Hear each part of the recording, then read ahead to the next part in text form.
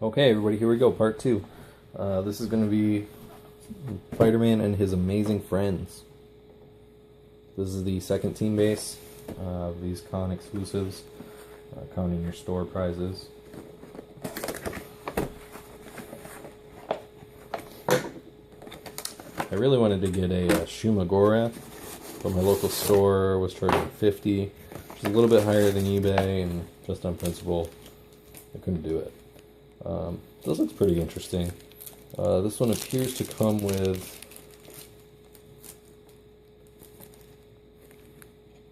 basic rules. Interesting. As well as some maps in there. It's pretty interesting too. One with some bases. So let's pop open the main package. Guess we don't need a knife, it's just a zip tie.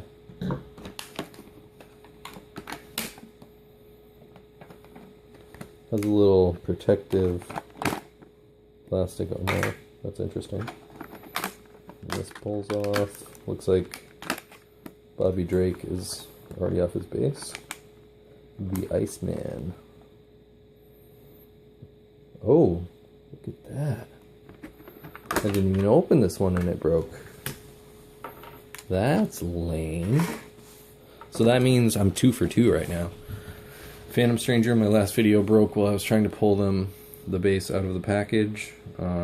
This one, Iceman, was already broken before I even got a chance to open it. You just click back on there though, so that's good. One thing I'm noticing right away, I feel like, yeah, you know what? I'm pretty sure this is the same base from the Brotherhood of Evil Mutants team base, which I also have. Because you would get Toad there, Scarlet Witch, Quicksilver, and Magneto. Yeah. Huh. That's interesting that they reused that. I don't recognize the Trinity of Sin team base from anything. But I wonder now if they reuse that as well. So let's get a close-up of this. Got your 4 amazing friends. Firestar, Spider-Man, Miss Lion, and Iceman. It's pretty cool looking, I guess.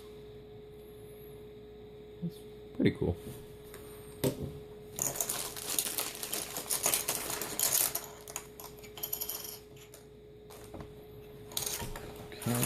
They've got their individual bases here. Let's see if we can get these guys off of here without breaking anyone else. Now I'm super concerned because we had Phantom Stranger break on the other one, and Iceman already broken before I even got him. He doesn't want to click in with just one peg, so we'll just set him down. Give you a quick look at him.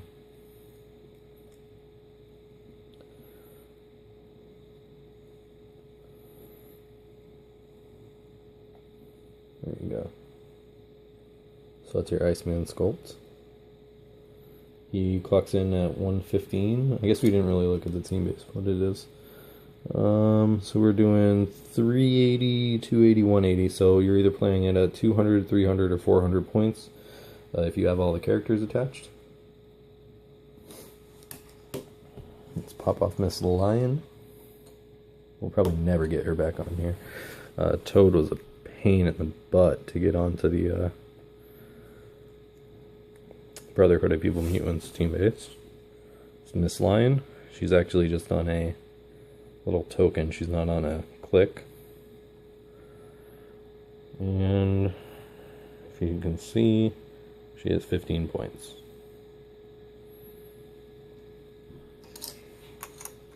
This is just the asset die. We'll get rid of that for now. Firestar.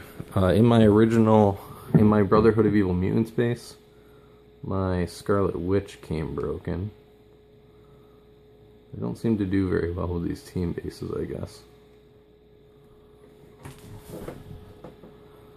see how this goes on here. Yeah, that's tight. I'm not going to do that the whole way. So that's Firestar. She's 115 points. And Spider-Man. Spider-Man's going to be the best one out of all these because he's on a giant pole that's not going to break. 165. And I think from what I was reading on HC Realms, this is a decent Spider-Man. His defensive power, I read, was pretty accurate. Not necessarily technically the best, but accurate. So let's dig into the accessory pack here. First we'll take a look at the cards, I guess. So we are starting, let's go with Miss Lion first. She's interesting. Her special power at the top is Boundless Enthusiasm. When you build your force, Miss Lion may be attached to Spider-Man and his amazing friends as a team member, but can't be selected for solo adventure. When attached, the team character modifies its speed value by 2. So you can't detach her from the base after she's attached. She gets Sidestep, a second special power for attack, which is she can use Blade's Claws, but subtracts 3 from the result. Still does a minimum of 1. She has Combat Reflexes and Shape Change for 15 points. Iceman. He gets, looks like, improved movement, thermal vision, and an icy grip. Iceman can use plasticity and sidestep, and ignores other characters' stealth. That's nice. When Iceman uses move and attack ability, his attack value is modified by -1 instead of -2. That's nice. He can use Pulse Wave. After actions resolve, all hit characters receive an action token. Okay, so they get in cap too. That's pretty nice. Give him a double power action to use Pulse Wave, and all hit characters receive 2 action tokens. So that's a nice way to lock people up. Blade's Claws, Energy Shield. He can use Regeneration and Toughness. Shape Change and Power. That's pretty nice. For 115, he's got Toughness, right? So he doesn't have too much for damage reduction other than... Oh no, I mean he's got Shape Change, Toughness, and Energy Shield Deflection. He's pretty nice for 115. Spider-Man. He gets improved movement, saving people every day. Spider-Man can use Shape Change and Carry. Oh, sorry, Sidestep and Carry. He's got Flurry, Running Shot, Plasticity, Super Strength. Special powers. Reach out and grab a bad guy. Spider-Man can use Incapacitate, but only as a ranged combat action. When he does, after actions resolve, you may place the hit target adjacent to Spider-Man and make a close combat attack as a free action. Okay. Yeah, I guess that makes sense. He shoots out web somebody, pulls them close, and then punches them in the face.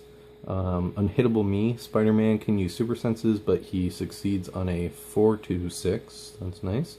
If he successfully evades an attack, you may place him in an adjacent square. He gets Combat Reflexes, Perplex, Outwit for 165. I don't. That might be a little point heavy. Firestar. Microwave Emission Heat. Firestar can use Poison. All damage dealt by Firestar is... Oh, all damage dealt by her is penetrating. Running Shot. And then Set Ablaze. When Firestar hits with a ranged combat attack, place 2 fire tokens on the character's card. At the beginning of your turn, give Firestar a free action and deal 1 damage to, and then remove 1 fire token from each character with a fire token on its card. Opposing character may be given a power action to remove a fire token from its character card. Okay. So that may be nice given that all damage dealt by Firestar is penetrating damage. Because that one damage that she's dealing after the fact is not going to be effective against most defensive powers unless it is affected by that initial ability that gives her penetrating. She has Pulse Wave, Energy Shield, Deflection,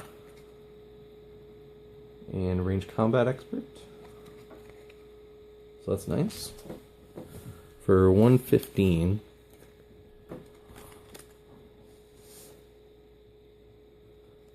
they have a couple special team abilities. What they give to the base Firestar gives Poison and Pulse Wave, Iceman, Incapacitate, Plasticity. Spiderman gives Flurry and Super Sense. Fire, Ice, and Webbing. Give Spider-Man and his amazing friends a range combat action. After the range combat attack resolves, they may make a second range combat attack as a free action. Oh, that's nice.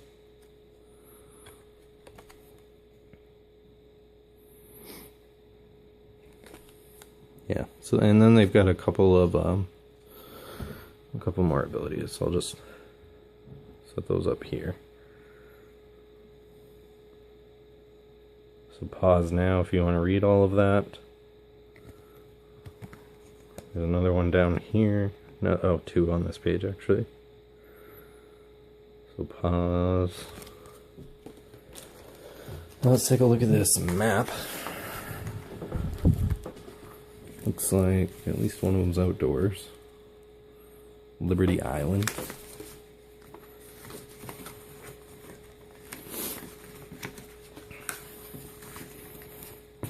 And I'm going to pause and come back and I'll show you this map. Okay, so this is side A. It's called Liberty Island. It's an outdoor map.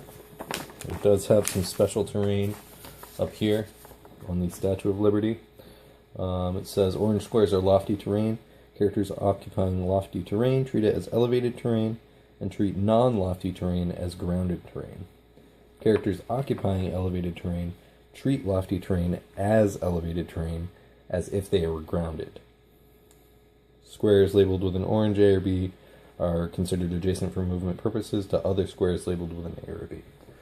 So, what that means is if you were on elevated terrain somewhere, let's say, like on a 3, it said orange squares, right? A lofty terrain. That looks brown to me, but... So if you've got a character in the brown squares here, even though it says orange down here, I'm pretty sure it means brown. They are actually elevated higher than elevated terrain. And you play as such, elevated, can't shoot up, things like that. So, side B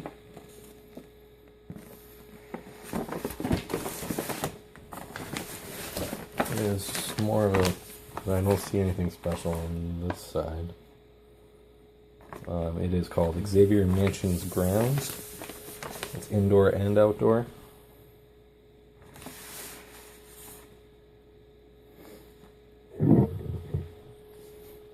There's not too much going on this one.